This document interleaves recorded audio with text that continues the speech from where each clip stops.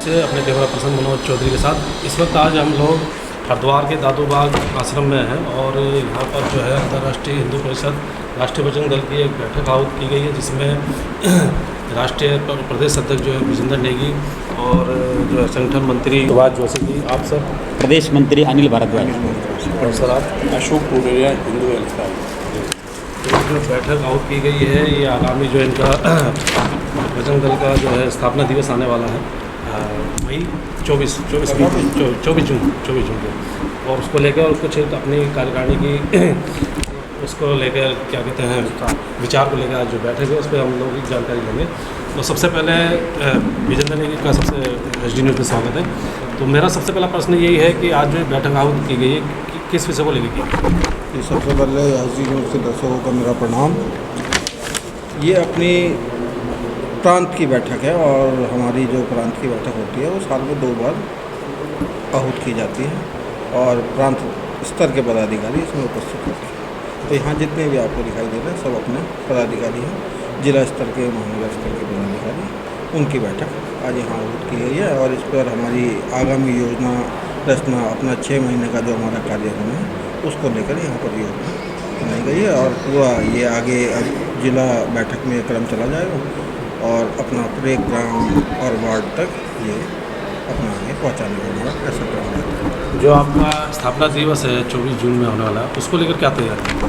24 जून हिंदू साम्राज्य दिवस के दिन अपना स्थापना दिवस होता है। इस दिन अपने संगठन की स्थापना हुई, अंतर्राष्ट्रीय हिंदू परिषद राष्ट्रीय बजरंग दल की स्थापना है। दिल्ली में डॉक्टर प्रवीण भाई तोगड़िया के नेतृत्व में है। हिंदू हृदय सम्राट के नाम से पूरे विश्व में लोग जानते हैं, तो उसे हम उत्सव के रूप में मनाते हैं और हिंदू समाज को छत्रपति शिवाजी महाराणा प्रताप को आदर्श मानकर आगे उसी पद्धति पर, उसी मार्ग पर चलने की प्रेरणा देने का काम करते हैं। देखिए इस त्रिशूल दीक्षा को लेकर बात चल रही थी, ये क्या है और कब से शुरू करना? ये त्रिशूल दीक्षा हमारा अंतर्राष्ट्रीय हिंदू परिषद राष्ट्रीय बजरंग दल का कार्यक्रम है और हिंदू समाज को त्रिशूल से दीक्षित करना, त्रिशूल का महत्व उन्हें बताना, क्योंकि हमारे समस्त देवी देवताओं ने अपने हाथों में शस्त्र धारण किए हैं, तो त्रिशूल भी एक शस्त्र है और हमारी सुरक्षा के लिए उपयुक्त है। तो वैध त्रिशूल हम देते हैं और उनका रजिस्ट्रेशन करवाने के बाद अपने कार्यकर्ताओं को त्रिशूल दीक्षा करने का कार्यक्रम हम करते हैं और ऐसे कार्यक्रम हम पहले से करते आए हैं और हिंदूवादी विचारधारा में इस तरह के शस्त्र त्रिशूल और प्रतीक चिन्ह प्रदान करने का काम करते रहे और अभी भी वर्तमान में भी हमारा चल रहा है और आगे भी चलता रहेगा। ऐसे देखा जाए तो कानूनन जो है घर में हम कोई भी त्रिशूल, हथियार, तलवार इत्यादि नहीं रख सकते हैं, कुछ धर्मों को छूट है। तो अगर हम आपकी संस्था द्वारा या कोई भी त्रिशूल ग्रहण करता है तो वो वैलिड होगा? जी, आपने एक बात कहा, देखो आपका जवाब आपके ही सवाल में है। आपने कहा कुछ धर्मों को छूट है जी, और वैसे अवैध है। सिखों में तलवार है और खालियों में खुखरी है, इस तरह कुछ धर्मों में है इस तरह। तो समस्त हिंदू समाज को हम तो प्रतीक चिन्ह दे रहे हैं, शस्त्र अपनी सुरक्षा के लिए दे रहे हैं, किसी की हत्या करने के लिए नहीं देते। अग्नि शस्त्र नहीं है, हमारे देवताओं को प्रतीक है। हमारे तो देवी देवताओं ने शस्त्र धारण किया है सुरक्षा के लिए। हमने संस्कारित अपने कार्यकर्ताओं को त्रिशूल देने का काम कर रहे हैं। हम आतंकवाद के लिए किसी को त्रिशूल देने का काम नहीं कर रहे हैं। हम अपनी बहन बेटियों की सुरक्षा, अपनी सुरक्षा, अपने धर्म की सुरक्षा के लिए त्रिशूल देने का काम कर रहे हैं। हम पहले संस्कार देते हैं फिर त्रिशूल देते हैं। हम किसी की हत्या करने के लिए, कहीं आतंक फैलाने के लिए त्रिशूल धारण नहीं करवा रहे हैं। हम अपने धर्म की सुरक्षा, अपनी बहन बेटी की सुरक्षा और अपने प्रतीक चिन्ह, अपने देवी देवताओं का आह्वान करने के लिए और पूजन के लिए, क्योंकि शस्त्र को पूजा भी जाता है हमारे यहाँ। त्रिशूल भगवान शंकर का भी शस्त्र है और माँ दुर्गा का भी शस्त्र है, तो इस नाते भी अगर वो हमारे पास रहता है तो धार्मिक भावना हमारे अंदर होती है। दीक्षा कार्यक्रम कब से शुरू होगा? ये पूरे देश में चल रहा है। अभी 5000 दीक्षा का कार्यक्रम गुजरात में होगा, छत्तीसगढ़ में कार्यक्रम हुआ, अब उत्तराखंड में भी हो रहे हैं। उत्तराखंड में हो रहे हैं, होने वाले हैं, होकर रहेगा, होकर कब से शुरू होगा? जल्दी होगा। ये जून माह के बाद ये अपना विजयदशमी तक उनका विशेष कार्यक्रम शुरू। सर आप बजरंग दल में संगठन मंत्री हैं, पश्चिम उत्तर प्रदेश में क्षेत्रीय संगठन मंत्री, तो संगठन को आप कहाँ पर देखते हैं? अंतर्राष्ट्रीय हिंदू परिषद जो है वर्ष में 2 बार बैठक करता है केंद्र की, जिसमें अंतर्राष्ट्रीय हिंदू परिषद का प्रांत का अध्यक्ष, महामंत्री, कार्याध्यक्ष, संगठन मंत्री और सह संगठन मंत्री बैठक में जाते हैं। उस बैठक के पश्चात हम अपने संगठन को आगे गति देने के लिए प्रांत स्तर पर अपने ज़िले के दायित्ववान कार्यकर्ता, महानगरों के दायित्ववान कार्यकर्ता अपने उत्तराखंड प्रांत के अंदर प्रदेश पदाधिकारी जितने हमारे होते हैं उनके बीच में केंद्र के जो निर्णय होते हैं उन निर्णय को फॉलो करने के लिए हम प्रांत स्तर पर संभाग से अलग अलग बैठक करते हैं। क्योंकि उत्तराखंड की भौगोलिक रचना ऐसी है, कुमाऊं और गढ़वाल की दूरी होने के कारण से हमको दोनों की बैठकें अलग अलग करनी पड़ती हैं। इससे उपस्थिति पर फर्क पड़ता है। इसलिए आने वाले समय के अंदर हम अपने संगठन को मजबूत करने के लिए संगठन का विस्तार अर्थात जिले की कमेटियाँ, ब्लॉक की कमेटियाँ, तहसील की कमेटियाँ, फिर उन कार्यकर्ताओं को खड़ा करना, उनको कार्यक्रम दिया हमने हिंदू केंद्र, त्रिशूल दीक्षा के कार्यक्रम का विषय अभी विजेंद्र जी ने आपके बीच में निकाला, शौर्य का कार्यक्रम है। वो हम कार्यक्रम भी जैसे आपने कहा कि उसको प्रतिबंध है, पूरे देश के अंदर कानून के दायरे में रहकर 5.5 इंच से छोटा हथियार अपने पास में होना चाहिए। वो लीगल उसका सिस्टम है, वो लीगल के थ्रू ही हम उस काम को करते हैं। अनलीगल हम कोई काम नहीं करते हैं, लीगल यानी कानून के दायरे में रह के हम उस कार्यक्रम को आगे करते हैं। तो संगठन विस्तार के लिए आज हमारी ये बैठक थी।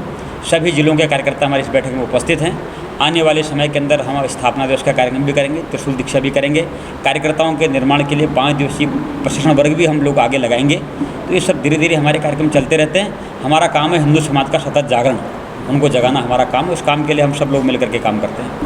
अभी आपने एक मुट्ठी अनाज और जो कुछ ऐप का भी जिक्र किया था, वो थोड़ा विस्तार से करें। एक मुट्ठी अनाज जो है डॉक्टर साहब ने 2016 के अंदर उनको ऐसा लगा कि देश में आज भी व्यक्ति ऐसा है, कुल आबादी में 19 करोड़ लोग भूखे सो जाते हैं, इसलिए देश में कोई भी हिंदू भूखा नहीं सोना चाहिए। इस बात को ध्यान रखते हुए उन्होंने पूरे देश के अंदर एक मुट्ठी अनाज की योजना प्रारंभ की थी।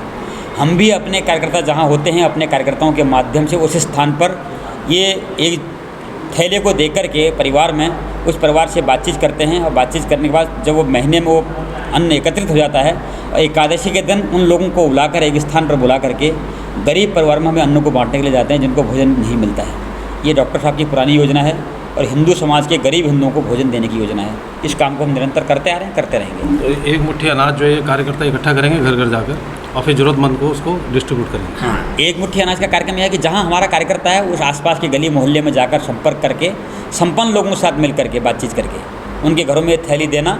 और जैसे हमारी माताएं बहनें पहले खाना बनाया करती थी तो एक रोटी पहले गाय के नाम निकाला करती थी, इसी प्रकार हम एक रोटी एक मुट्ठी अनाज जो है उस समय आटा चावल 2 ध्यान हमें यहाँ आता है, उसको निकाल करके हम रखते हैं और महीने में उसको एकत्रित करके अन्न बना करके उन लोगों से सलाह करके गरीब लोगों को वितरित करते हैं। आपने एक व्यापारिक ऐप का भी जिक्र किया था, ये ऐप मैंने रोजगार का विषय आपके ध्यान में लाया कि देश में बहुत बड़े पैमाने पर बेरोजगारी बढ़ रही है।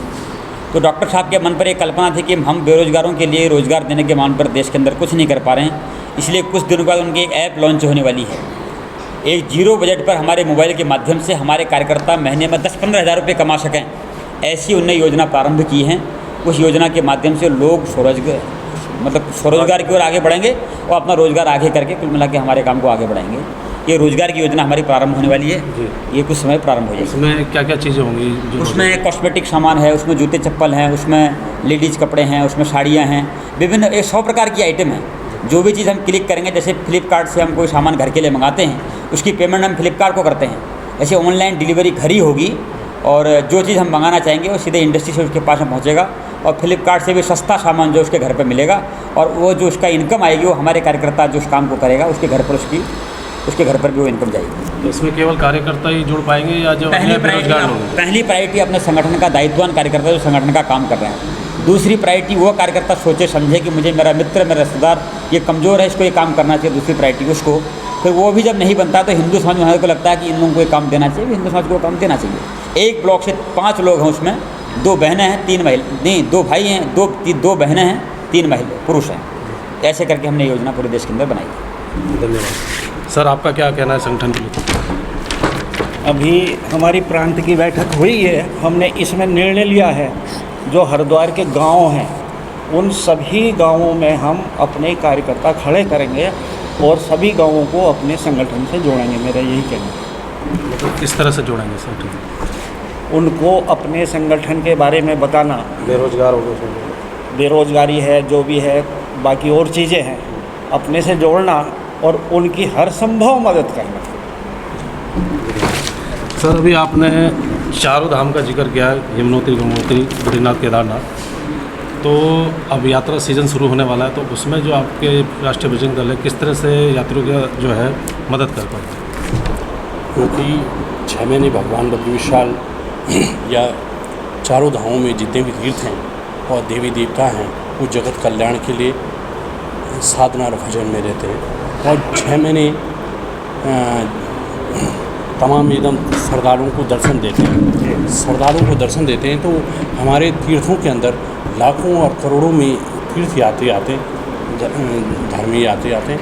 तो हमारा ये है कि किसी प्रकार से किसी भी यात्री को कठिनाइयों का सामना ना पड़े, इसके लिए हिंदू हेल्पलाइन वहाँ पर खड़ा रहता है। चाहे एकदम दर्शन की व्यवस्था हो, पूजन की व्यवस्था हो, तीर्थों में पिंडदान हो, या उनको रहन आवास की व्यवस्था हो, या भोजन की व्यवस्था हो, उसमें हिंदू हेल्पलाइन मदद करता है। अक्सर देखने में आता है कि तीर्थ स्थानों पे ओवर रेट सामान बिकता है, तो क्या आप सामान मुहैया कराएंगे या उसको उसी रेट पे दिलवाएंगे, किस तरह करेंगे? उनको उचित से उचित दाम पे व्यवस्था करवाएंगे। आप अपने पास से रखेंगे या वहाँ दुकानदारों से दिलवाएंगे? चाहे दुकानदार हों, चाहे धर्मशाला वाले हों, चाहे दुकानदार भोजन वाले हों, चाहे पंडा हों, पुरोहित हों, उनको उचित से उचित व्यवस्थाएं दिलवाई जाएंगी, ताकि एकदम ऐसा न लगे कि तीर्थों के अंदर आपदा को निमंत्रण न दिलाया जाए। इसलिए एक चीज़ देखने में आती है कि यात्रा सीज़न जब शुरू होता है तो तादाद से ज़्यादा जो मतलब क्षमता से ज़्यादा यात्री पहुंच जाते हैं तीर्थयात्री, और ऐसे में रहने खाने की समस्या खड़ी हो जाती है। अक्सर हर बारी होता है और हर बारी शासन प्रशासन कहता है कि अगली बार से ऐसा नहीं होगा। तो आपको क्या लगता है कि व्यवस्था कैसे सुचारू हो पाएगी? इसमें तो शासन प्रशासन को भी ध्यान रखना चाहिए कि हमको किस प्रकार से यात्रियों को यहाँ से हरिद्वार से ऊपर भेजना चाहिए। मतलब बद्रीनाथ के अंदर 20,000 या 50,000 आदमियों की व्यवस्था हो सकती है, और 1 लाख आदमी आ गया, क्षमता से ज़्यादा आ गया, तो वहाँ फिर व्यवस्था गड़बड़ाएगी ना। उसी पे मैं पॉइंट मारूँ, तो ऐसे में आप लोग जो है किस तरह से यात्रियों को सुविधा मुहैया करा पाएंगे? हम जितने भी धर्मशाला हैं, धर्मशाला वाले हैं या भोजनालय वाले हैं, उनसे उचित से उचित व्यवस्था दिलवाने की कोशिश करवाएं। तो ये अभी आपने अंतर्राष्ट्रीय हिंदू परिषद राष्ट्रीय बजरंग दल के कार्यकर्ताओं के प्रदेश अध्यक्ष को सुना, जिन्होंने कहा कि स्थापना दिवस का प्रोग्राम है। भाई साहब ने बताया कि 4 धाम यात्रा शुरू होने वाली है और उसमें राष्ट्रीय बजरंग दल के कार्यकर्ता और सदस्य जितने भी हर संभव सहायता करेंगे आगंतुकों की, और उनको किसी तरह का कष्ट ना हो, इसका भी विशेष ध्यान रखा जाएगा। तो आप सभी को SDO से बात करने के लिए बहुत बहुत बहुत धन्यवाद आपका। बहुत बहुत धन्यवाद। जय जय श्री राम। जय श्री राम।